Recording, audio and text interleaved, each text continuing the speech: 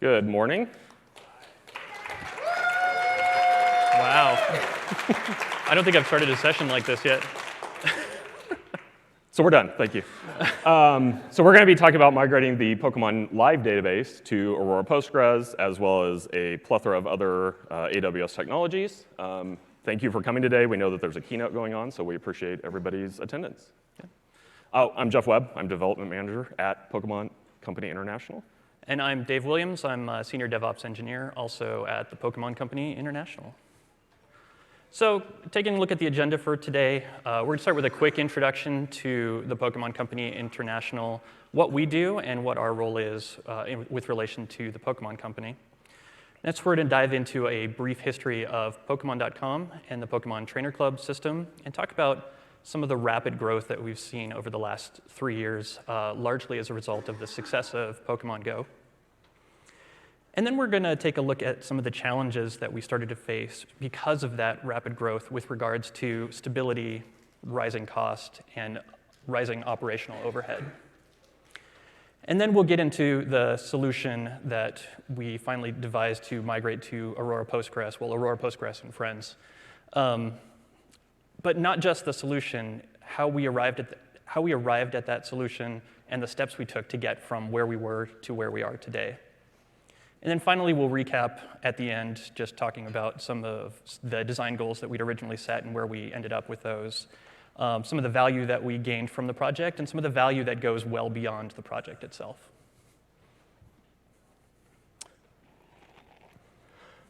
So as an introduction, Pokemon Company International, we are a subsidiary of the Pokemon Company. The Pokemon Company manages and creates all of the IP around Pokemon, so all of the new Pokemon that have come out with Sword and Shield were all created by TPC. We manage Pokemon for everywhere in the world that's not Asia, effectively. So that includes these things: brand management, the card game, licensing, Pokemon Center, where you can buy awesome swag. And over time, we've obviously, introduced a ton of media out there. It's like 340 million video games now, anime episodes, the 26 billion trading cards. A couple of important stats that aren't on the deck here. 1 billion Pokemon Go downloads, and again, that's kind of the focus of our talk today. Other multiple apps that are out there in the mobile landscape. And then we still have 800,000 attendants at our TCG, or our trading card game tournaments, every year, which is an amazing number. So a lot of what happens with Pokemon is not engineering stuff, it's selling plush, selling swag, and then playing the card game and competing in tournaments and collecting cards, of course. Now, the engineering organization at TPCI is responsible for most of the engineering backbone related to certainly mobile applications at Pokemon. All the console stuff is all handled by TPC, so we'll talk a little bit about our history, specifically before Pokemon Go, but this is really largely how we're organized today as well. So we have Pokemon.com, which is our website, so it's a CMS effectively. It also includes Pokemon TV, so if you want to go watch any of the animated episodes over the past 24 years, you can watch them on Pokemon TV as well on the website. We have what we call Organized Play, and that is both a business that manages the card tournaments and the leagues, but it's also a set of tools and a platform with a set of software that manages these leagues, as well as manages the tournaments while they're in play. And so you effectively collect championship points over a season to qualify to go to nationals and then worlds. And we have the software that manages that.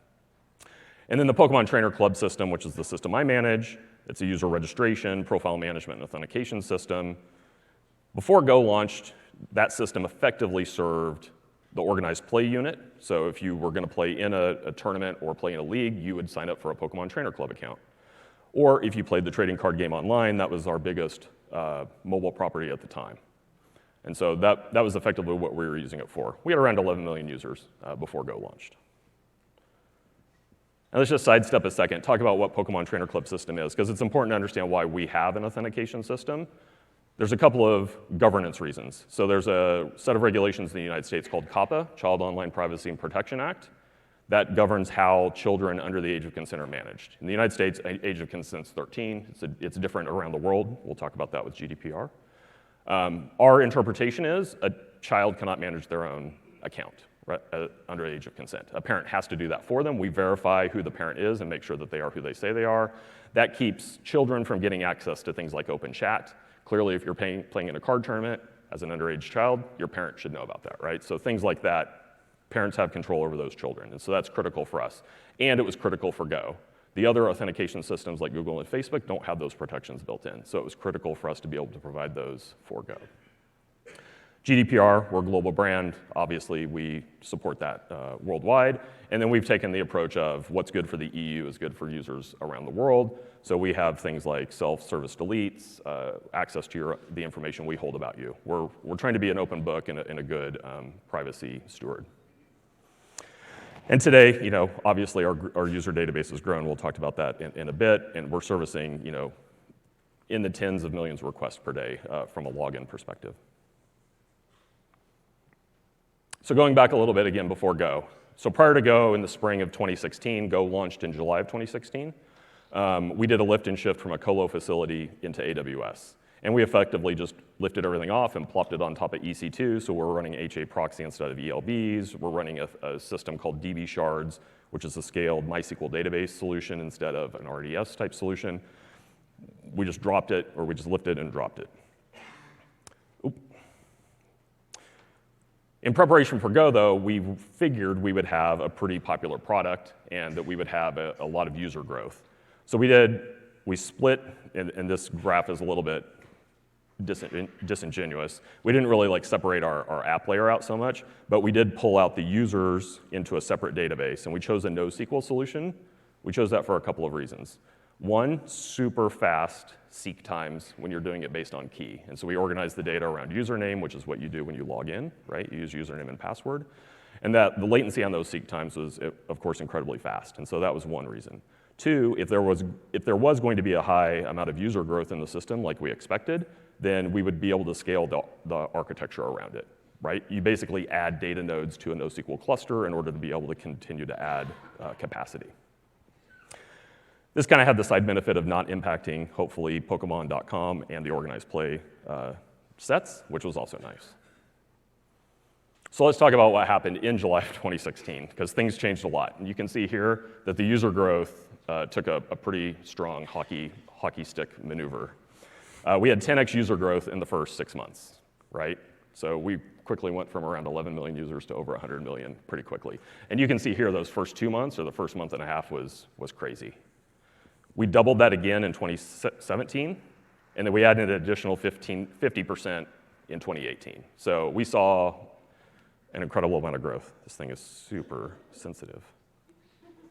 There we go.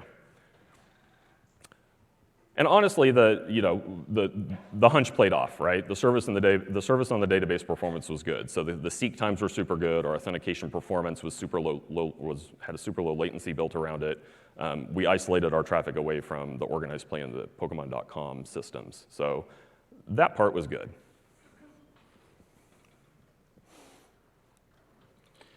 So as we moved into 2017 and then 2018, while performance was good, we started to see a pretty significant decline in service availability and stability, to the point where somewhere towards the middle of 2018 and into the end of 2018, we recorded about 137 hours of downtime, down or degraded service within that 6-month period. In addition, because of all of that growth, we started to rapidly increase the number of instances that we had to create to support all of that data and all of the supporting services around it. Towards the end, where we were running around 300 nodes just to support the cluster across all environments, production and non-production. And because of all those nodes, the operational overhead drastically increased to the point where we had effectively one engineering resource plus maybe a minion here or two here and there just to keep the lights on and the doors open for the service. So it was clear that the instability of the database platform was negatively impacting customer and visitor experience, both from alarms that would go off day and night, but also from a growing negative sentiment that we were seeing in social media. And to that point, so Go by this point had become obviously super popular. It was a hot topic. The Pokemon Company and TPCI both recognized that there was a future market for mobile properties on the Pokemon platform. But given the stability of the system at that point, we didn't feel like we could build on top of it, right? So we had to not only stabilize it for current customer expectations, we had to stabilize it for the future growth of the company and the future growth of our engineering team. So all the things Dave talked about with respect to customer impact and operational overhead also was critical for us to stabilize the platform to be able to absorb the next Pokemon Go type app that could come onto the platform. So that was also one of our goals moving forward, was not just fix the problems today, but to design something that would be resilient for years to come. And from an infrastructure perspective, with so many millions of users, the total number of documents we were tracking was somewhere in the range of 3 billion. And that was forcing us to scale not only horizontally to support all of that data, but vertically as well, because with all of the data, if you want to query it, well, what do you do in a new NoSQL system? You go ahead and add a whole bunch of giant indexes. So you can treat it like relational data, because that's what you do. That's what we did. That's what we did, anyway. And what that meant for us was, with all of the documents we were tracking, those indexes became extremely large, and they had to be wholly resident within memory, so we were scaling vertically to support that. In addition, because this is all EC2-based, we were responsible for high availability and striping across availability zones. So not only were we keeping one copy of the indexes, we were keeping multiple copies, and very carefully balancing that across availability zones so that we could, A, have high availability, and B, be resilient against the loss of any one AZ. And all of this led to increased operational overhead, where routine activities suddenly became no longer routine. With that many nodes, you can imagine we were constantly taking nodes out of the cluster and reintroducing them in. And oftentimes these would have unexpected impacts that they shouldn't have, based on what the vendor had promised us for the application. And we were having a lot of additional infrastructure, for example, just to support backups, because we ran that off of a separate cluster, so that we weren't impacting the actual live functionality of the cluster when we did that, and so we could run some analytical queries every now and then. And one of the most interesting things that happened, especially when we get into the ETL process, when we actually created a third cluster to support that, we actually ran into issues where we couldn't even scale more instances of the instance type we were using, because we had ran into just EC2 capacity issues. Not limits, but straight up capacity.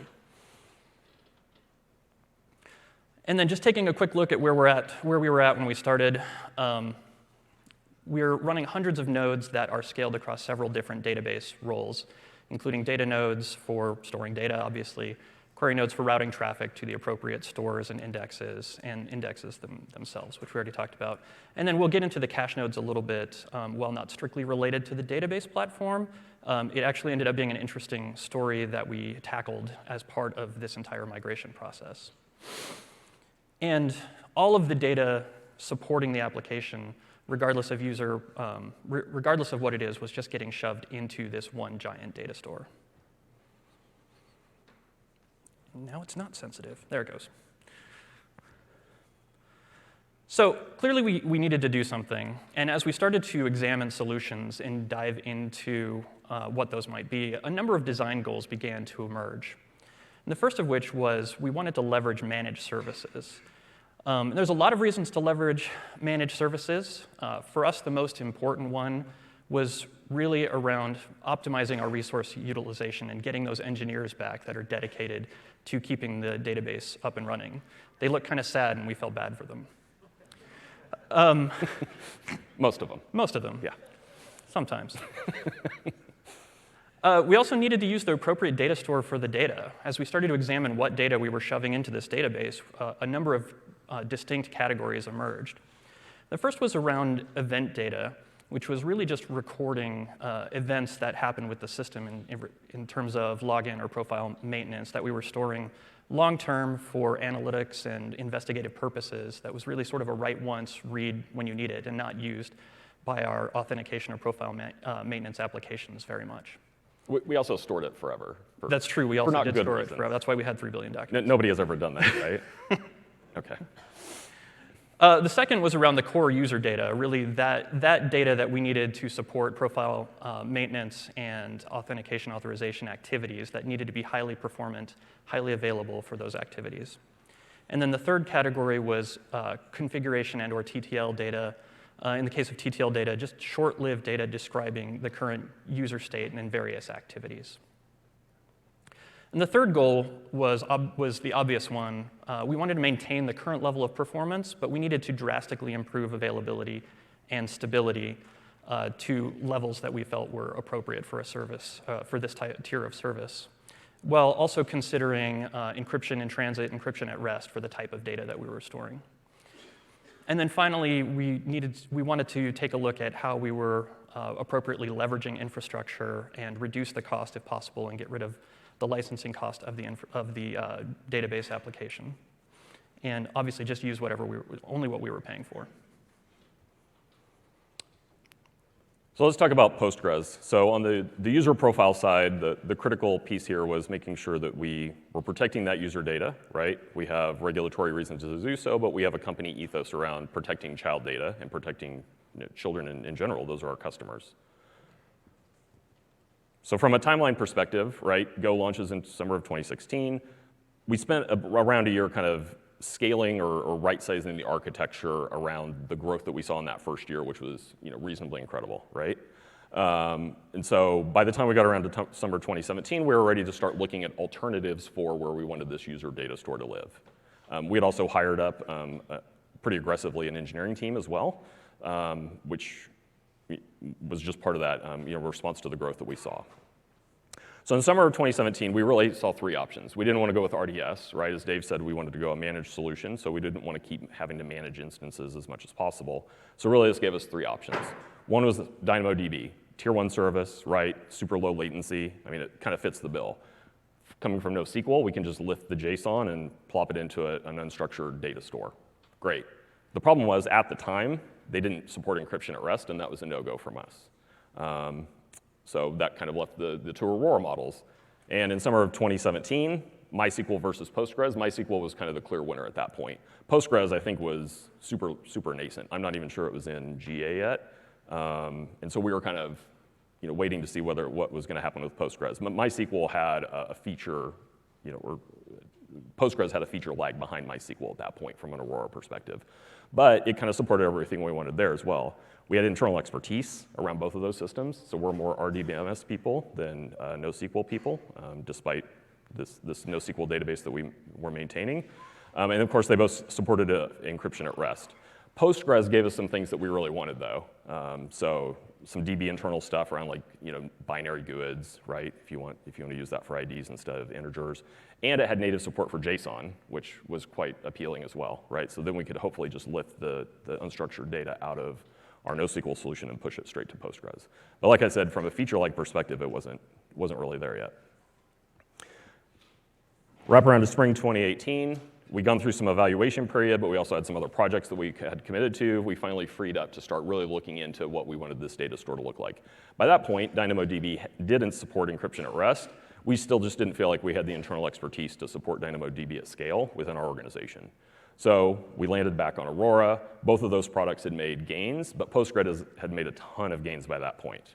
Now, given that we had thought that we would be on MySQL, the original plan at this point was, why don't we take all the data, just lift it basically out of our NoSQL solution. It's unstructured, it's JSON. We can put it into Postgres, which supports JSON natively. We can do whatever we need to there, and then we can write all of our ETL in native SQL and then push that out into a relational structure, right? Easy. It's only 300 million users. And then, somebody had the bright idea, well, why don't we just use Postgres as our authentication database? We can pull the data, put it into JSON-B. We can push as much of that into a relational structure as needed, and we don't have to spend all the time and resources around testing and writing these complex ETL scripts to push that data into a complex relational structure, right? So by summer of 2018, that was our idea, was why don't we just stop at Postgres and instead of using it as this landing pad to get to MySQL? Well, what do you do when you have an idea? You don't just do it. Sometimes we do, just do it. But in this case, it was important enough that we decided to make a plan, right? So we took a data-driven approach to this. And this was a large team. I mean, there were 12, 15 of us kind of on an ongoing basis on this project, kind of working this with eyes from above paying attention, right? So the first thing is, do we understand our acceptance criteria? I mean, we do. We are a login service, and that's what we're servicing the most. We're doing 2,000 logins per second at peak. We also are creating a bunch of users, as we saw earlier. So we know at peak that we are creating around 60 users per second. So obviously this is a read-heavy, application. Great. We're also doing a ton of administrative bulk queries, right? We have customer service. We have a lot of users who have problems logging into the system, doing whatever. They need to be able to find users in the system and run these types of queries as well. So these were really the things that we were focused on from an acceptance criteria standpoint. We defined what they were, and we then had to create a test suite to go test all of these acceptance criteria against a set of test users to validate that what we wanted to build was going to actually work at the scale that we needed it to. So we created a set of scripts that would inject 200 million users into our test database. Those users had a variety of statuses and conditions, right? They kind of hoped to mirror a lot of the conditions that we would see in the field. So we wanted to see failed logins, we wanted to see positive logins, we wanted to see logins where they hadn't accepted terms yet, but they were otherwise a valid user. And then, we did burst testing, we did soak testing, performance testing, you name it. We tested for 3 weeks, right? And just did as much as we could. We found things, we'd iterate kind of in small chunks. Obviously now we're on Postgres and we're using a relational data store, so even though it's still data in a JSON-B field, we have constraints, right? We have uniqueness that we can put on top of stuff, so we have additional criteria that we didn't have access to before in the NoSQL solution, which is great from a data management perspective, but it meant some tweaking and some iteration on the schema design while we were going through our testing. You can kind of see the results, it's pretty small, but our latency is super small, is great. All right, so we get done with testing over a couple weeks. We are running our tests. The problem is we're hitting our first 2, which is awesome, right? We're able to do well above 2,000 logins per second. We're able to do well over 60 signups per second. We'll talk about what the hardware infrastructure load on that looked like. It was way better, spoiler alert. But the administrative bulk queries weren't working out of JSON-B. So what do? We're agile, right? So we pivot. We don't throw the whole thing away and say, oh, we've got to go to MySQL. That's just not going to work this way. We reworked the schema. We created relational fields. We created a trigger to anytime there's an update or insert on that field, those fields get populated. And these are the fields that administrative bulk queries would be using. So user status, username, email address, things that you would look up a user by, right? We rerun our test suite. It's easy to do because we already have it. We already have 200 million users in the database. By this point, we have 300 million because our test scripts are generating data as we go. And we're able to prove that this will work, right? Via our acceptance criteria.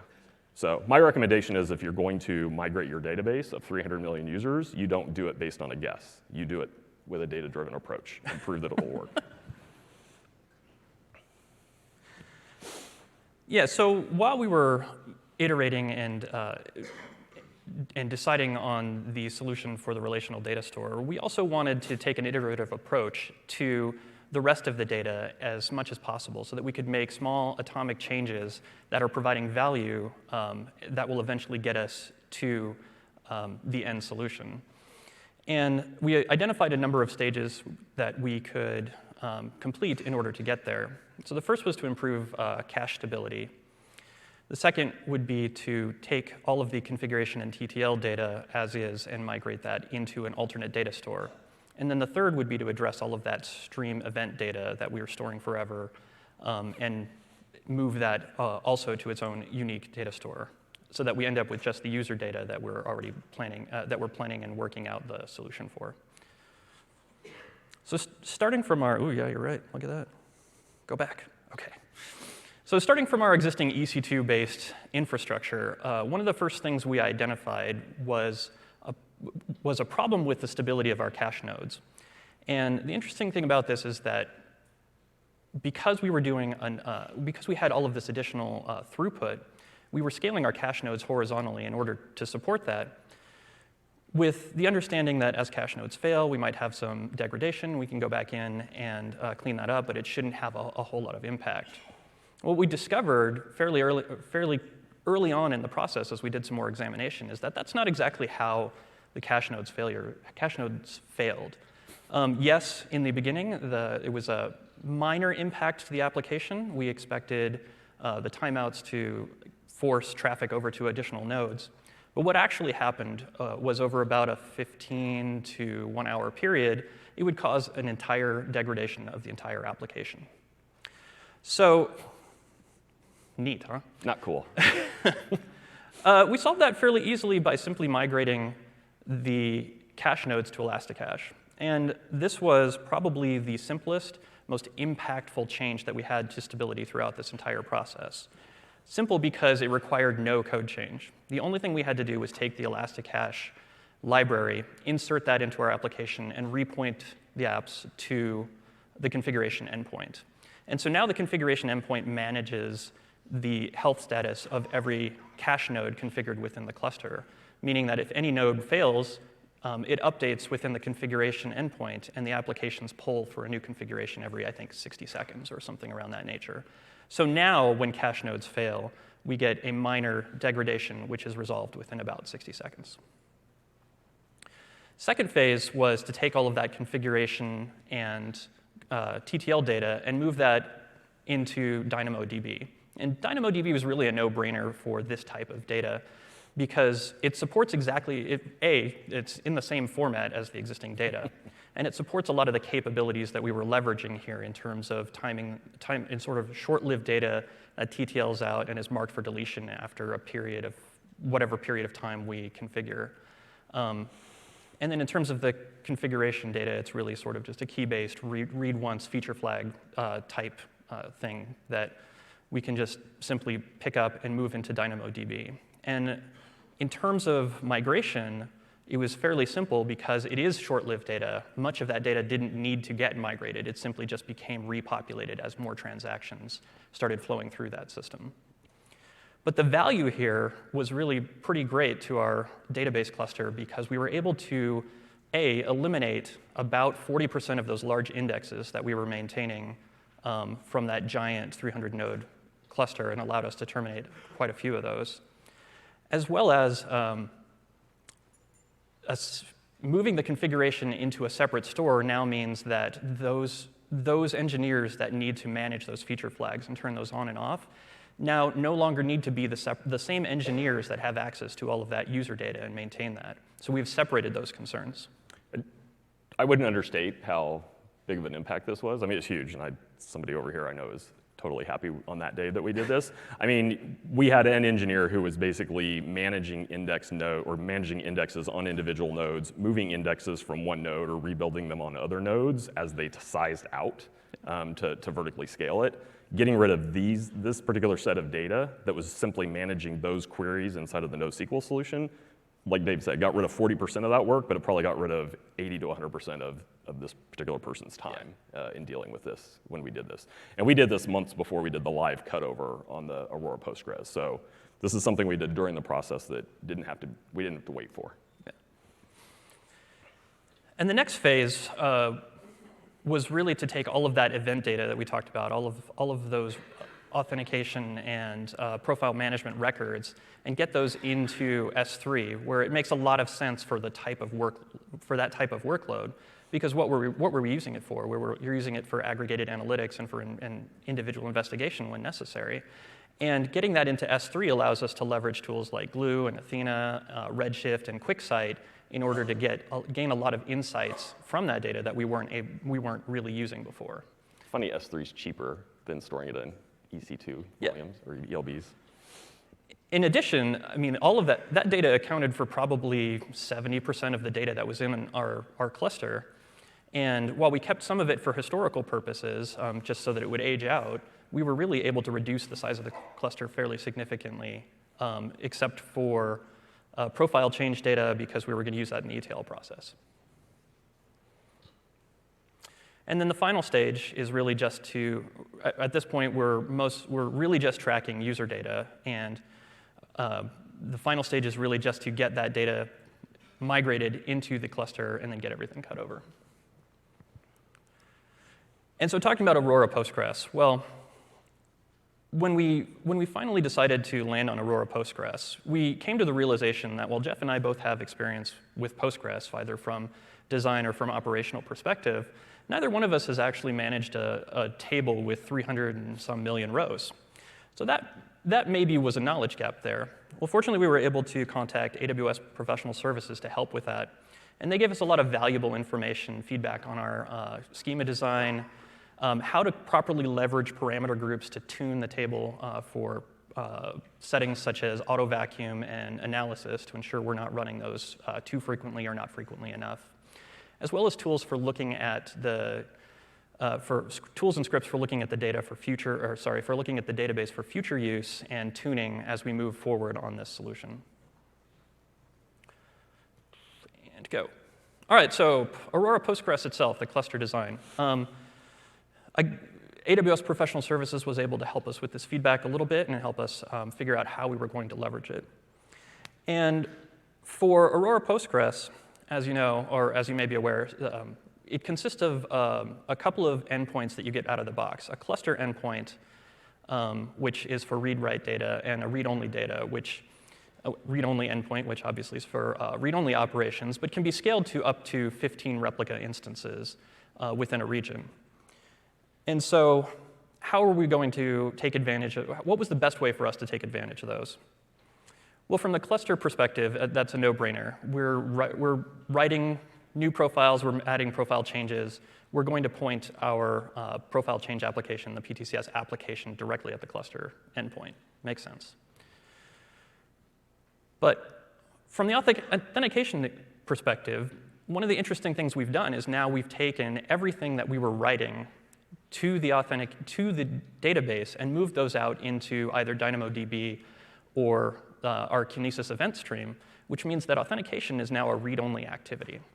And from an Aurora Postgres perspective, that means that we can scale to as many instances of, as many replica instances as we need to support that. Either 1 or 16, it doesn't matter. But we can leverage that as much as possible to scale our application going forward. The nice thing is this is a feature that we didn't have earlier. Had we made an earlier decision, these custom endpoints came out later, and we were able to take advantage of those at a later time, which was nice. Correct. In this case, we used a custom endpoint. So the read-only endpoint by default is going to balance all of your read-only requests across all nodes within the cluster. For us, we wanted to isolate all of that login traffic onto its own custom-built nodes so that we can monitor that and just keep that highly performant for all of those authentication authorization activities. And then from a failover perspective, we simply allowed one of those auth instances to be the failover endpoint in case we needed to shut down the master endpoint or anything like that. We assigned one of those priority 1 for that. And then finally, we created a third custom endpoint just to handle bulk queries. And so the goal with this was really just to isolate anything that might be heavy use traffic or anything that might negatively impact either profile management or authentication activities. Just gets isolated onto its own instance. So we can run those bulk queries, we can do those investigations, we can run those admin queries that might be heavily taxing to the system. The cool thing is you're not managing any of this now, no. Right? So, I mean, even though there's multiple instances under the hood that we've dedicated toward that, you're not managing any of it like an EC2 instance. No. And we're able to scale our database according to load, right? So PTCS and user injection could be fine. If we see a spike in login traffic, we can have additional read replicas able to handle that traffic. So that's pretty cool. All right, so let's talk about the migration and moving the data from this NoSQL solution over into Aurora Postgres. The transform and load, honestly, was a pretty easy problem to solve because we were going to leverage JSON-B on the Postgres side. We really didn't have to transform the data very much. We had done a ton of analytics throughout this process to make sure what user properties were there, what they looked like. Again, there was some things that we did on the Aurora or on the schema side to create, to put some relational structure around it, even though we weren't using the relational structure, but we had constraints, uniqueness that we could put in place that wasn't available on the NoSQL side. So that meant on our side, we needed to do a lot of testing with this ETL solution. There were some things that happened during the ETL process, or during the transform and load process. So one, we had a ton of users, like 90 million, that we got rid of during the migration process. Those users had never activated themselves in the system, right? So we have a pretty typical user registration process. You sign up, you get an email, you click on the link, and then you're activated. That's part of the TTL data that we moved to Dynamo. 90 million people had never done it, or 90 million bots had never done it, something like that. So we just got rid of those, right? That was old stale data. We had some other minor data changes. Anybody ever pinned a timestamp to a time zone in this where your server lived? We had done that. So we changed that to UTC, because that seemed to be a grown-up thing to do. So anyway, from the extract standpoint, then we thought we would leverage this setup that we had with these clusters. So we have a live cluster, right? That's the production live cluster. That's what people are hitting to do authentication, to create user records. We have a one-to-one backup cluster, which is kind of expensive, that completely mimics what the live cluster is. This is where we did a ton of MapReduce analytics, over time to kind of evaluate this data. We thought, hey, why don't we leverage that? So wouldn't it be really cool if we wrote a bunch of MapReduces, or we wrote a couple of MapReduces, it's going to look for users that have a timestamp called extracted, or extracted at, right? It's a timestamp. If that doesn't exist, it's going to return in the MapReduce, and it's going to be pushed into a queue. As soon as you extract that user, you write back to the NoSQL database in the backup cluster, right? And then that way it doesn't get processed again. In the live cluster, if the user comes in and modifies themselves, then it's going to overwrite the data in the backup cluster. Magic. It's not going to have an extracted at field anymore. You're going to pick up that user change. I don't care about updating the document that exists in Postgres. I just update right over the top of it. I want current state at the time that we do the cutover, right? Seemed like that would work out pretty well. So again, what do you do when you have an idea? You create a plan and you test. So my compatriot over here was happy to set up a lower environment that mimicked what the live production environment looked up. A live cluster, a backup cluster, only 11 million users, right? So enough that we could see what performance looked like, enough that so a single MapReduce couldn't capture all the users. It had to go through multiple iterations, enough that we could push user changes into the live cluster while we were testing, right? All those types of things that you should do during a testing run. I see somebody nodding here that was very helpful in this case. We did dozens of test runs. So 11 million users, you could do 3 test runs a day. Or if something like went really bad, you could just wreck the whole thing, rebuild it back up, sync your live to your backup and go again. So totally leveraging the NoSQL cluster setup was super helpful here. And then, like I said, a ton of test cases, again, all kinds of different active versus inactive user states, user updates happening during the syncing process, stopping the syncing process, restarting it, all those types of things. Sadly, about 2% of the documents didn't make it. That's not good enough, right? What happens? Well, in our setup, changing in the live cluster, you would have write contention with data that was also changed on the backup cluster about 2% of the time. Given what Dave talked about earlier, we could not upgrade to the version of the NoSQL solution that we were using that resolved that problem because we had 300 nodes in production. So we had to figure out another way around this. So we iterated. As Dave said, we had these user profile change documents that we were also storing in this NoSQL solution, and that recorded a change every time a user made a change to their profile.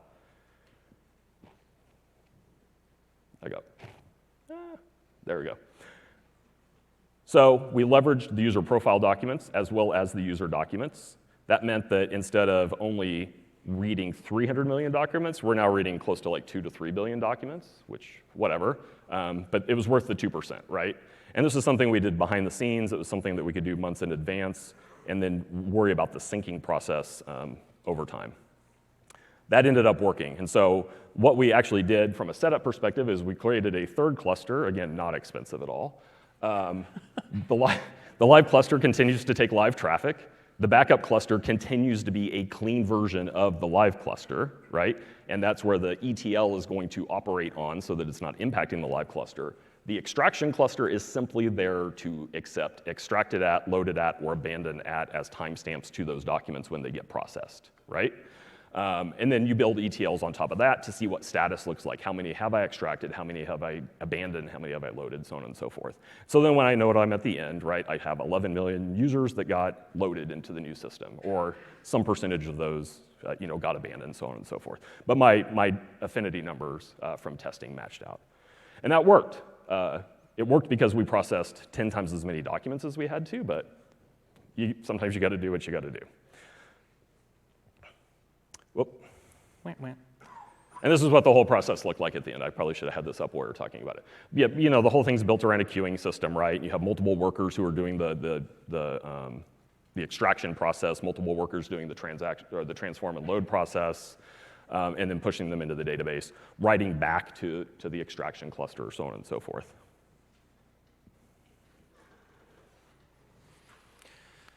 All right, so finally we get to migration day, and it's one thing to talk about replacing our entire database platform. It's another thing to do it while we're processing thousands of logins and profile changes and authorization requests a second, or a minute to a second. So how do we approach this?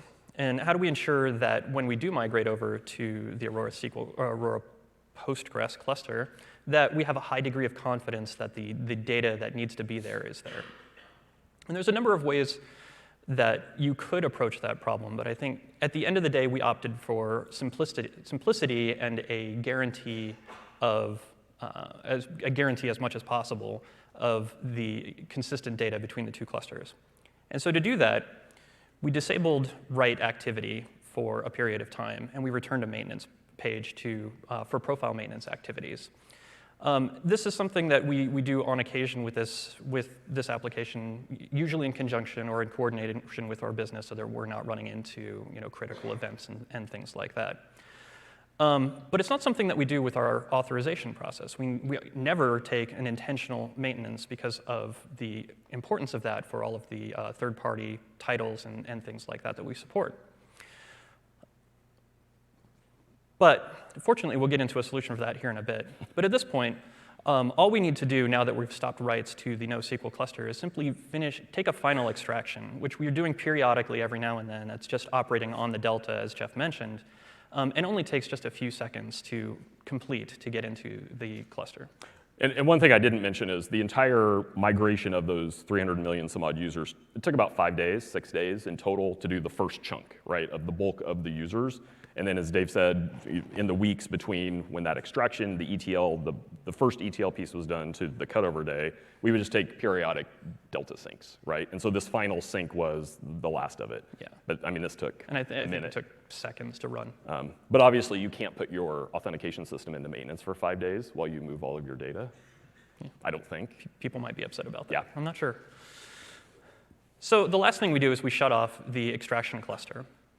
Now, again, it's critical that at this point we've turned our authentication system into a read-only activity against the relational database, because now all we need to do at this point is simply repoint all of that authentication traffic to nodes that are already configured to use the Aurora Postgres backend. Before we do that, we've obviously done a little bit of analytics after that final sync, making sure that all of the user counts are where we expect them to be and resolving any of the errors within the extraction tool. And then we cut over, and we hold our breath.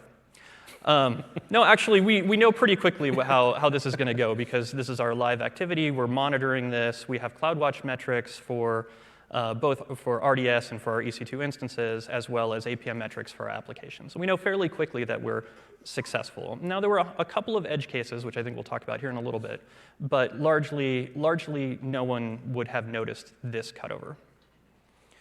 And so once that is completed, the next thing we need to do is repoint our profile activity, our PTCS application, to use the Aurora Postgres cluster for writes. Now, we're still returning a maintenance page at this point, but internally, we've given our testers access to take one final pass, do a final sanity check against the PTCS application to make sure that everything looks good. And then as soon as we get the green light, we open the doors, and we let the traffic in. Again, we hold our breath. Yeah.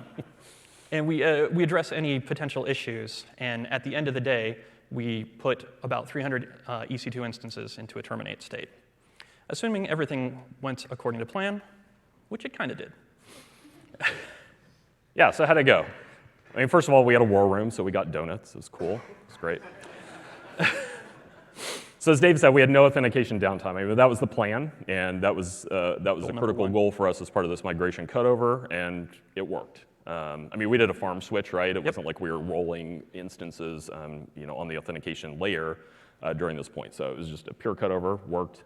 We did pre-testing ahead of doing that, obviously. The plan generally worked as expected. So the set of slides that David just walked through, it worked. The bad. We had a couple patches, right? I mean, you can't test everything in a system as large and as complex as this. Oddly, we had some underperforming queries on Aurora Postgres, things that were total edge use cases, like account recovery queries would take longer than they did previously on the NoSQL solution, because we had designed for the NoSQL solution, not for what we've designed for now. So we've fixed those, obviously, in the months since. But some odd behaviors, a couple instances where our clients were looking for a set of parameters in a certain order. I mean, it's JSON, it didn't have to be ordered, but apparently people like it that way when they design their clients. So, things that you don't find out until you go live, right? But the ugly, nothing really. I mean, it was a good day. It was a long day. Like I said, we got donuts. So it's fine. I think we got pizza too. We did get pizza. Sadly, I think we also got dinner. But 95% of our users really didn't experience impact. I mean, users coming in through authentication wouldn't have seen anything, wouldn't have seen any issue at all.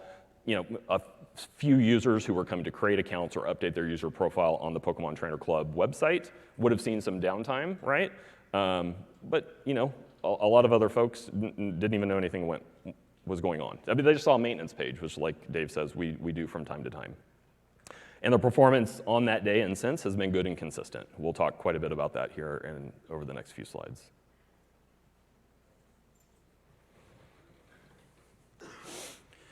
Yeah, so quick recap.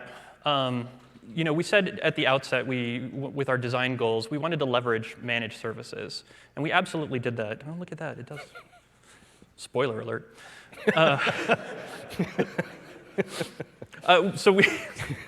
I'm all off.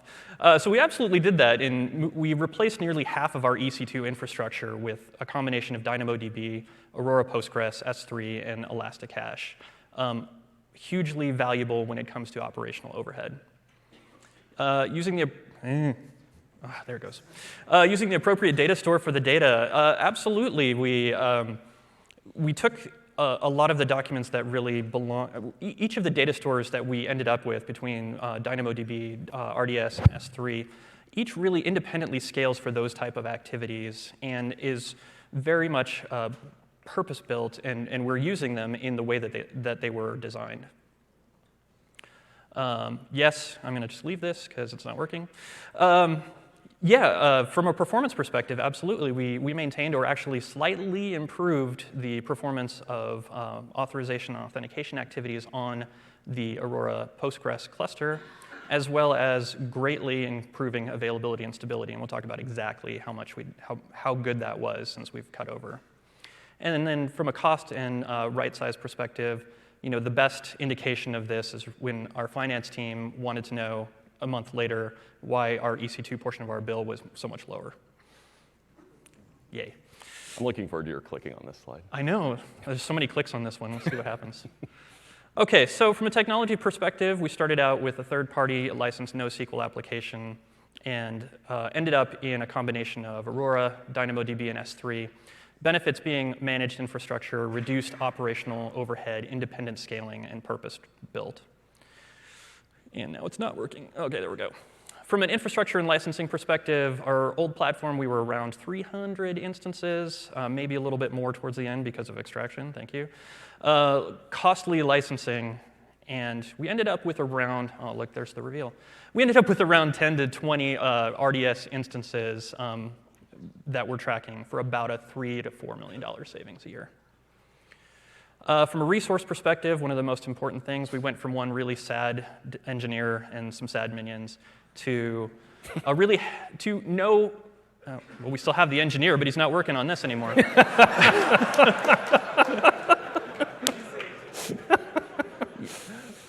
He's still sad. He's still sad. Yeah. He might be. I don't know. You have to ask him. I have no idea. I'm not his mom. But really, the benefit there is that we spend that engineering resources on projects that advance new applications, new features for our users. And then finally, from a stability perspective, we talked about 137 hours of downtime over a 6-month period to we have tracked no downtime since the final migration.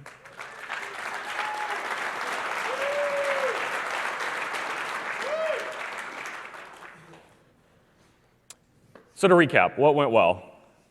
So we took an agile approach.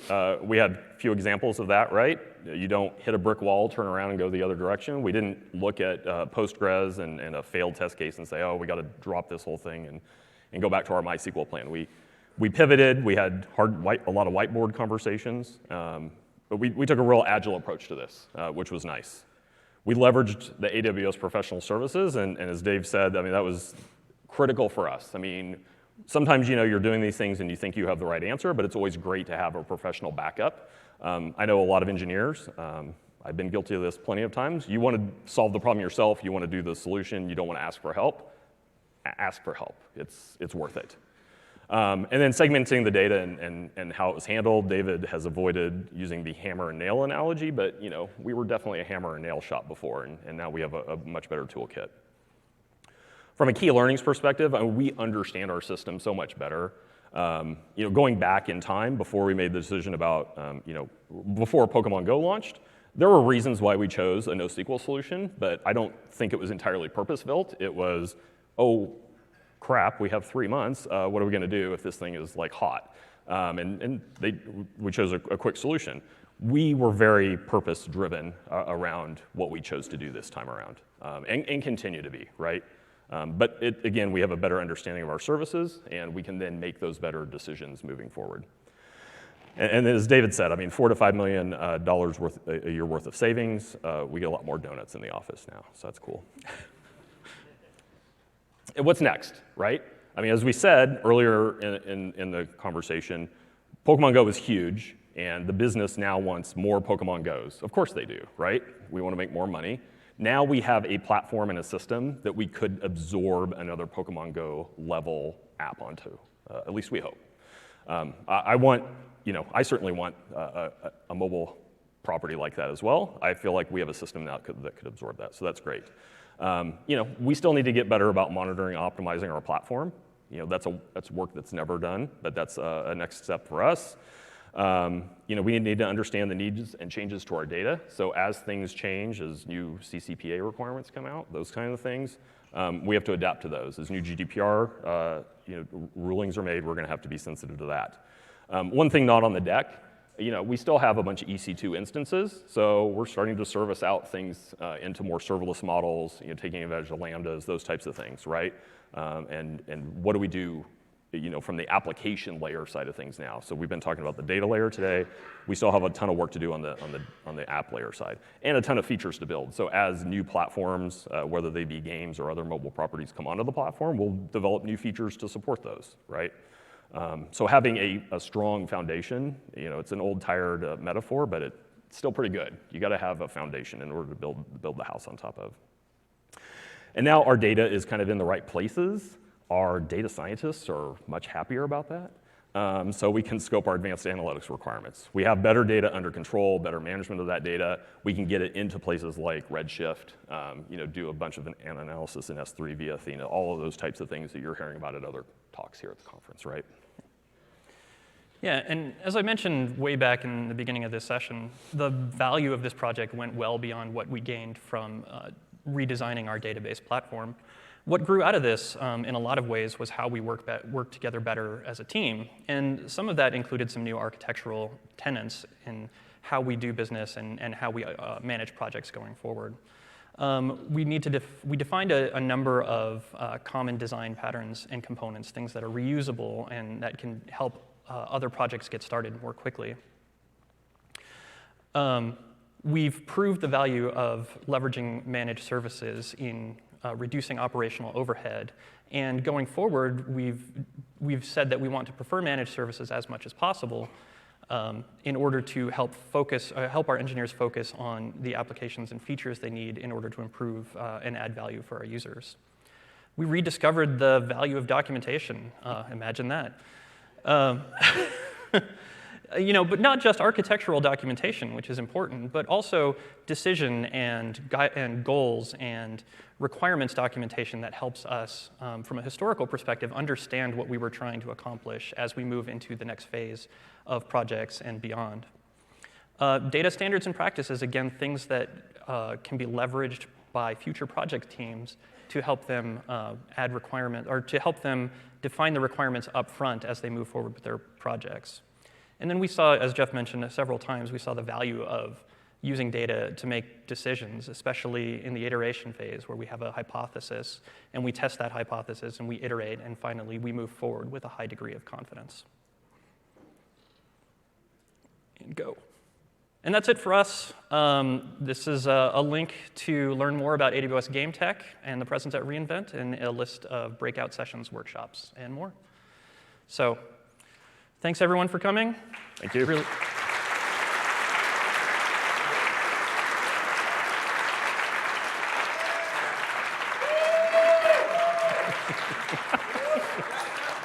Hecklers.